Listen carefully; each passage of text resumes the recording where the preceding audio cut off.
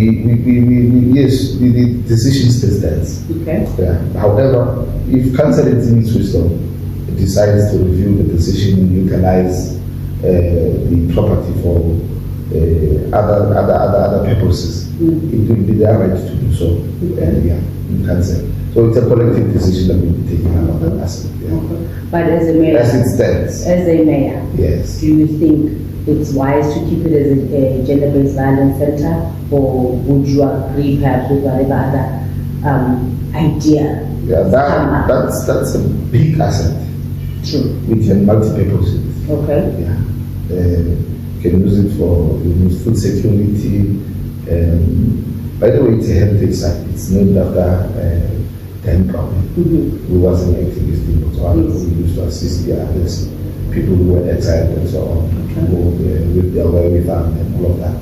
So, having been named, it was actually opened by former president of Zambia, Kenneth Kaunda. So it tells you that that's a place that you just don't dispose. You need to be careful because there are heritage issues there. So one of the considerations is that we can multi-purpose it to be a heritage site to assist people affected by GBV and so forth, small-scale farming, production of food, because there's an SEZ that's coming to the region, Mogale as the anchor. So food security is a gift for us for employment creation, all of that. So all of those are on the table. We look at those, but of course, after engagement and consensus with council. So then, should perhaps council decide not to use it for gender-based violence? Do you think within the city there is another place, a safe place as well, and big enough to accommodate, victims, lack of a better word, of gender-based violence? Should that not be? I don't want to give a sense that we're not going to use that facility. Okay. Yeah. As it stands, it's for gender-based violence. So let's leave it at that. All right. We'll give you that one. I'll give you that one. Now, there's a scourge of mass unemployment in the city. It's 27%. Like, it's crazy. Yeah. Are there concrete ideas put on the table, to say what can be done, what will be done to tackle unemployment? Yes. There are a number of initiatives. As you live here, I'll be joined by a number of companies. You can use all day. I'm having presentations with the mayoral committee from various companies. Other presentations will be off-site. Okay. We are going to knock off at around 9 p.m. today. Okay. Looking at various proposals ranging from your solar, farm establishment, your electric. In fact, there is an electric vehicle hub, manufacturing hub already existing in Mogale City. Here at the Cllr. Yes, it's functioning. I drove last week in a combi and a sedan, powered by electric batteries. In the quest to reduce carbon emissions and so on, but in the main, job creation and getting the local economy going.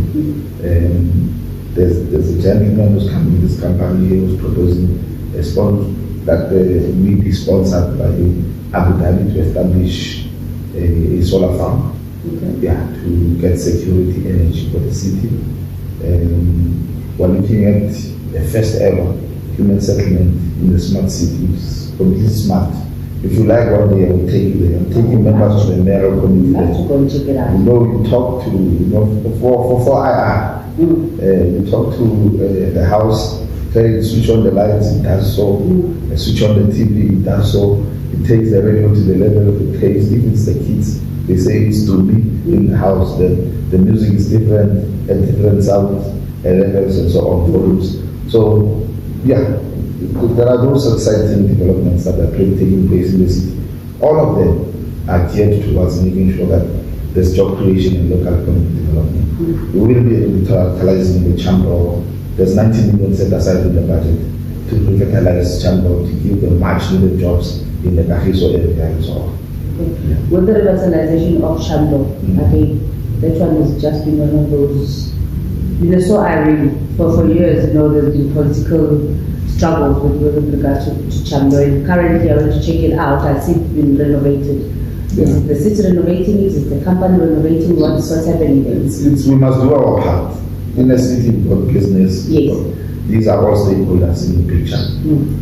We are responsible for infrastructure. They are responsible for taking up assets where they are going to operate. So there's that general partnership together with the Gauteng Department of Economic Development. We are looking at ways of revitalizing the place, and we're putting both human and financial resources to that program. Yes. What problem has been that? Because I know the automotive hub is already operational. Yes. Because the roads used to be like classes. I think that they used a training center, security and so forth. Yes. Is it still going to be a training center for that, or is now a different route? We are looking at ways of expanding the skills that can be provided in that institution without only the automobile ones. We're looking at that very artisanal. That are necessary skills. Now those skills going to be taught there. Are the factories around playing their part in ensuring that what are they bringing to the table? Because there's a lot of factories around the Cllr area. Yeah. Are they playing their part in ensuring that unemployment is tackled? They are providing employment. They go there and they undertake a study to check how many people can cafes and even outside Mogale City who are employed in those factories there. It's their part in giving employment to people to spend their rent, livelihoods and all of that. Yeah. We appreciate their presence in the area. They are making their contribution. They are paying those who are paying their services, your SAG, Majestic, Yes. But those who do not come to the party, there are punitive measures, unfortunately. Yeah. All right. Now, Mabutwan's security. After getting people who say, this and that, and accusations are flying all over the place. Exploitation and that. Yes. There's issues whereby a couple of times at the Castle Cemetery as well, there have been attacks. On security guards. There was the issue of others have been raped. Shots fired. Just recently, 2-3 weeks back, there's still shots fired. And others saying that they don't want to go down here because it's not doing its job, it's not, helping their staff members and so forth, case of exploitation, like you said. Is the city aware of the issue? Because if I understand correctly, the city uses Mogale security. That's correct. Have you guys engaged with Mogale? What has been the outcome? What is the plan moving forward to tackle these issues? Look, I think you would know by now that any municipality has two arms, which is your political and administrative. Yes. Matters relating to procurement of security services, if security is privatized, which is the case in the city, if those are within the purview of the administration, led by the municipal manager, who is the accounting officer. Yes. However, it does not completely put us in a helpless situation. However, in intervening, we must follow due process such that we do not, overstep your mandate as a politician. We have requested a session with the municipal manager because we've been around the city to go and consult communities on matters such as these ones. So we've been told that there's going to be next week, I believe, a meeting between the NM and so on, so that these questions can be answered by administration, because they are the ones who are dealing with supply chain matters, and we are in no position to talk directly as the executive council to Mabutwan, but the administration led by the municipal manager is then empowered by law to appoint them, and in case they contravene the conditions of the service level agreement, they've got to take action against. So we will be keenly addressing it. It's one of the regrettable things that people are getting raped and so on. People are exploited. We will not tolerate that, but we can't be impulsive in taking action. Okay. We still have the issue of the Zanazanas. Why don't we talk to Brother Mandasha about that? Look, Gwede is too old. Yeah. Gwede is old. So- And I honestly think Gwede should go and retire. Like, there's a lot of other politics. Yeah. My personal... When I say whether I mean the department or the person. Definitely. No, The Ministry of Minerals Yes. must deal with and the police. True. True. However, as much as we can say that, we are still here in Mogale City. You are still in Mogale City.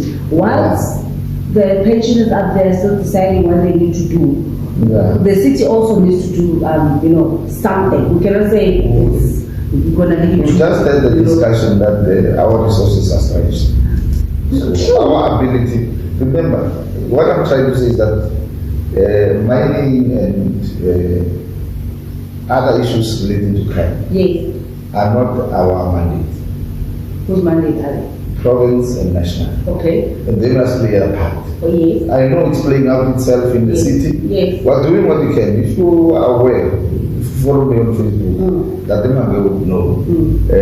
On regular basis, I wake up at 4 to go and join Operation Ugaimula. Okay. Quell these things about the Zamazamas. But I don't get the MEC, Mazibuko, to be in the city on regular basis as I would like. But, she must be all over the province. There are challenges all over. And when she's not around, I don't have the case pass, I don't have the policemen that are required to go there. You've seen that even the police do not have enough capacity. There's been calls that the National Minister of Defense must step in with the Defense Force to come and assist. But we're yet waiting. There were promises and all of the task force and all of that. This thing, just like the Swansea water issue, it's beyond me and the city. Alright. Yeah. So now what you're saying to me is like, in the meantime, we'll just sit and wait until... We're not. When there's a necessity, we provide TLBs, trucks and all of that. Our people from public safety to go and assist in such situations. But I'm saying it's not easy. We are trying to do something about it. It's not going to be an overnight thing once again to deal with the Zamazamas. But so far you can see the levels of illegal mining drastically being reduced. All right. So I will now indicate if I'm waiting for another shutdown. Because I hear what you say. Look, I hear what you say. What is a shutdown? And I understand what is a shutdown? It's whereby now, look, they use the word shutdown usually. However, it's whereby now the community is up in arms. They're angry, burning. And look, others I know they motivated by other things. But now, whereby there was this case of the ladies being raped at the cemetery, right? We don't want to find ourselves again moving into the same space. And I understand what you're saying to say, the police, the minister, and the street having. However, as the city as well, with what the resources that you do have, I know you say that they don't have resources to. But now we're talking about people's lives. That's correct. We talk about people's lives. True, there is also that, but I'm saying, we talk about people's lives, and we're going to say, we don't have the resources, I keep the soil. I would not like to go to you and say, I'm taking the pilot, I'm going to fly the plane, because I'm no pilot. And nor am I not the minister of MEC, safety, or from minerals. I'm a mayor, and the law is what is it that I'm expected to do.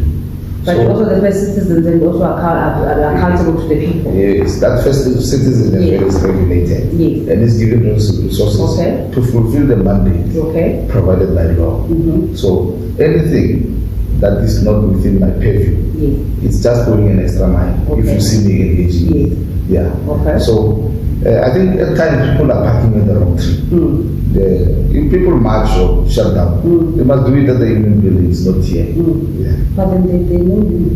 They say you are the leader, you are the first citizen, mayor, so he must give us the answer. So that's how they come to you. Because they're expecting you that's fine. So sorry to catch you, Mr. Mayor. You must understand that with the people on the ground, like you say, there is structure. And to them, you are the instructor to the higher, instructor. So we need to come to you, then we're expecting you as the people to say, okay, because that's their thinking. We're expecting you as the mayor to take this message to where it needs to go, so they can escalate. Because as a person or as a citizen, they feel that I can't just go straight to the mayor. So who do I go to first?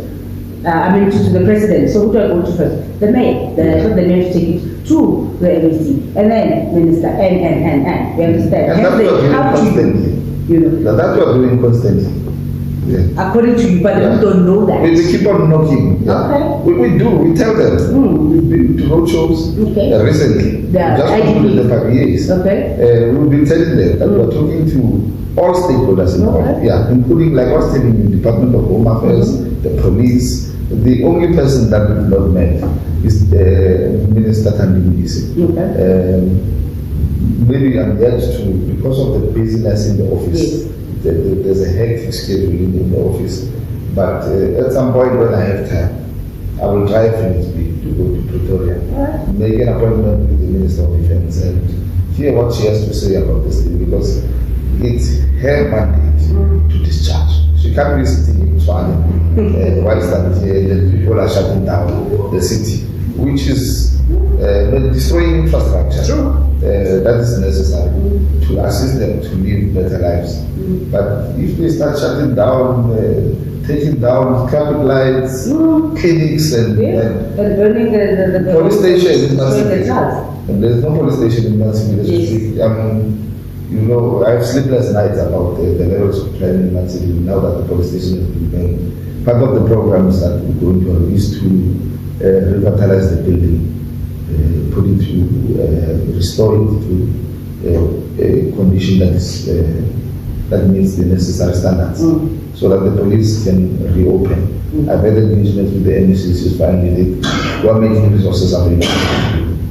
That's the part we're playing from our end with the limited resources that we have. Yeah. Well, I hope that since now you are the mayor, you have even more powers and influence to get things done, because I mean, it's been a long time without, police station in Mansfield. Like I said, there's many other issues we can tackle on.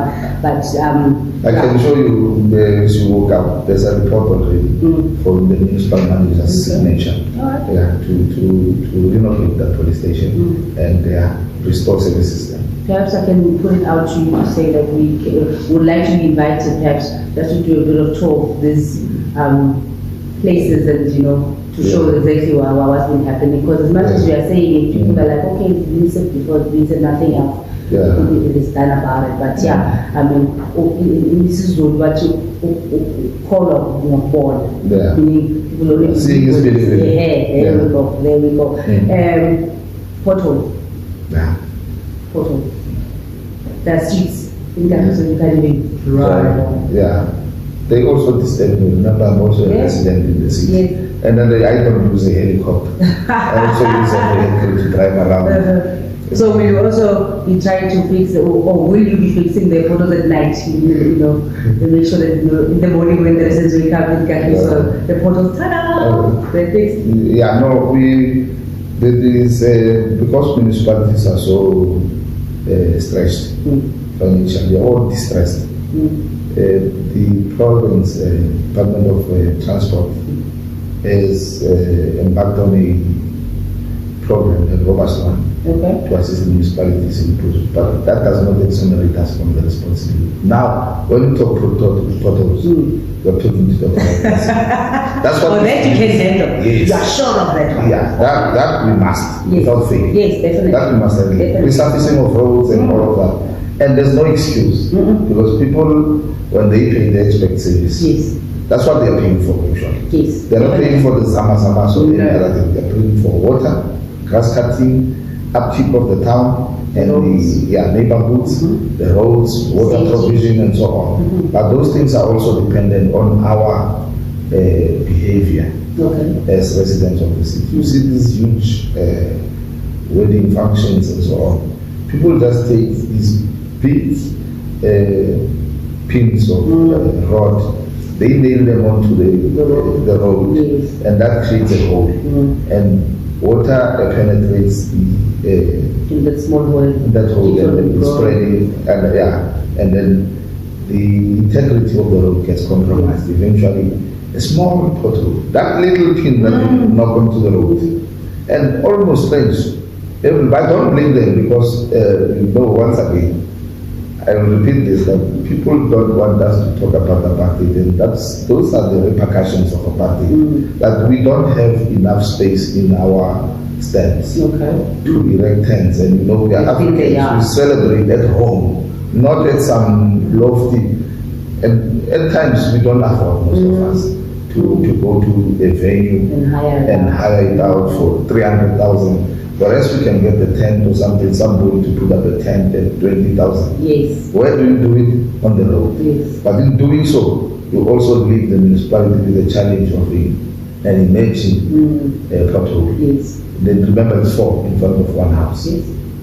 And everybody wants their daughter to get married. Everybody wants to unveil a tombstone. Everybody has a funeral at some point. The celebration must happen. Yes. So the stockfields and all of that. Sometimes we celebrate, there are other things as well, rituals, and so there's always, every weekend, an activity. Yes. And that activity comes with its own results of potholes. Okay. Fair enough. That's one I can't even fault you on, but it's true. It's true. But then, obviously, you guys have started working on that. Yes. Okay. If you see now, the province is busy on the city. Okay. Yeah. One thing that I wanted to address with you was the initiative by the Premier. It is marvelous. His interventions are going to where people you live in Kajesons there. I was there at Chief Mogale on the 16th, almost the whole day after I laid the wreaths at the Emancipation for a monument. You could see the helicopters which he promised hovering over Kajeson. What we call Amapanyas. Yeah. They're much visible. Yeah. So they are making their own, and from their end, they are doing their own contribution, and we appreciate as a city that issues such as vandalism and so on, we will talk African. Yeah. June is Youth Month. Yes. It's almost over. Definitely. But the issues of the youth are never over. Yeah. What ideas is the municipality, or rather what structures are there to help the youth in Mogale City? Like the Gender Youth Month obviously had highlights, but like I said, the problems of the youth are never over. The youth, I will not articulate issues of the youth from my end. Yes, yes. I want to hear them what they want to see in their city. Okay. Because they have a slogan of late that says nothing about us without us. Yes. So we are talking to them. We want to see exactly what is it that can be done. Okay. They've said that others are saying a youth officer, others are saying a youth unit, and others are completely opposed to the idea. They are saying, no, just mainstream everything, because every sector department contributes towards youth development and improvement. Yeah, we are willing to sit down with young people to hear from their end and to tell their story and to have a desired system that will best suit them. But the talks have started. They have started. Awesome. We were engaging the youth as a sector every time we have roadshows. So, Mr. Mayor, since you've been in the hot seat, how it's cold. Is it cold? Yeah. I don't think it's hot. I mean, this is where the action is at. No, regardless of the action, it remains cold. But what kind of reception have you received from the residents of Mogale City? Different reactions. Okay. Yeah. Others called me an old man. Oh, okay. Why?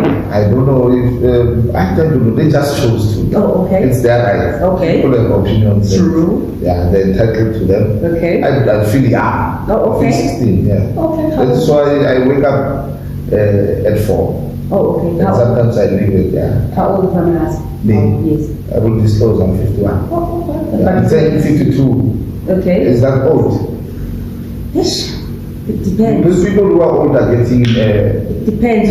It depends who's saying it. It depends who's saying it. But 60-year-olds say you're old. Yeah. But 60-year-olds say you're young. So I'm telling you, I'm youth at heart. And my actions are attesting to that. Oh, okay. No, it's good to hear. Yeah. And what challenges have you encountered so far? Since being in the cold seat. Yeah. You've got people who are malicious. Okay. In what sense? Because they're disgruntled about losing power and so on. Okay. You get people going to places such as Lemon was there, doing a bit of showy grass cutting where I can say, no, we're doing it on behalf of them, the spalling and all of that, cutting a few 40 square meters out of a total of maybe 10,000 square meters. Okay, I'm getting shots fired here by the mayor. You're firing shots here. Yeah, and they are giving people t-shirts. And 100 rands and say, no, sign a petition. And they know that petition won't work. Their desire is to get a database for next year's election and send SMSs. You know, on registration now, you will see an SMS if you sign that petition. Don't forget this message is from the ATM. From the mayor, from the Thupane, the mayor of the city, go and register. So all of those things, it's actions that are coming in nature. People walk around the city during weekends. They empty the refuse bins. They throw the rubbish onto the streets, and they say, since you took over, then we are state. But the CCTV cameras, one of the things that the premier is doing, assisting us with, are going to do erect CCTV cameras across the city, and people who are doing these things will be dealt with in accordance with the law. So very soon, these things of lawlessness and all of that will come to an end. And I wish that we'll hurry that and speed up the process of the cameras, because they are really needed. They approached us about 2 weeks. They were talking to the chief of staff to start to put up 3 months if I've seen in action. All right, and they've gone live. Not yet. There were issues about, these things come with other dimensions, such as your employment and so on, and then who gets what. So it's a curveball. Okay. 2 things before we close. Actually, 1 thing before we close. Homelessness. It's growing at an alarming rate. Do you guys have a plan? Or you as the mayor, what do you think should be done or needs to be done, or do you have already an idea of how to tackle the issue of homelessness? Because sometimes it gets dangerous, if you look at the desperation from some of the homeless people, because obviously some of them are using substances, drugs and so forth, and if others get to smash windows or they try to, grab, because they're desperate and they need to smoke, they need this, they need that. Where are we there? We still have challenges in rolling out housing in the city. Let me give you an example in Mogale City. There's agri-village extension tenement which is expected to yield over 1,000 housing units. Just as you next to the rail. That project was stopped because of one hotel or a lodge. Because they're saying that they don't want their patrons to be picked over whilst they are recreating themselves and so on, who are bringing noise, criminals, drug addicts, and all of that, rapists. And all of these things, it's based on race, prejudice and all of that. So there's a cutting target. Can you imagine? Stopping a human settlement project on municipal land. We've made several compromises and so on. And as it stands, materials are there. They will be taken away because obviously when people see valuables lying foul, they have yourself. So we have that challenge. And prices, there's inflation, prices are escalating and so on. So our ability to roll out gets compromised by some of these things. You go like plot 11, it has been there in the Pineapple area where there are major evictions. You can't develop the people because they say, no, you are making our properties cheap. But there are properties. Unfortunately, we've got all these laws which we don't have control over as the city. But they also have the right, I guess, because it is private properties that they bought, and they don't want the bill to go down should they need to sell or otherwise. But I think we must get a society where we accept that we must coexist as the rich and the poor. Because we don't live on a planet. If we had the money, we would buy them a planet to go and live their lavish lifestyles there without us bringing our shacks and so on. Well, that is a dream for many, but it's we are here. And they've got to live with that the poor are here. That is why in front of every lavish estate, there is a informal settlement, unfortunately. Because we need the jobs in that estate. We need to go and clean, do their washing and everything. We do their gardening and so on. But in the evening when they are having their sundowners, they don't want to see us. But we are the ones who clean their homes. So let's accept to coexist. True. But yeah, I think the challenges as policy make us think differently. Yeah. We will get to that point where everybody is accommodated and they have the right to exist. Mr. Mayor, I can talk to you the whole day. I know we ran out of time. I thank you so much for your time and agreeing to this. It's been a pleasure having the opportunity to talk to you. Perhaps lastly, is there a message that you'd like to put across to the residents of Mogale City? I just want to say to them, for the remainder of the term, I dedicate myself to serving them to the best of my ability. Seeing that we get a better Mogale City where people can invest and live. All right, awesome. Again, thank you so much. I really appreciate it. And that was the mayor of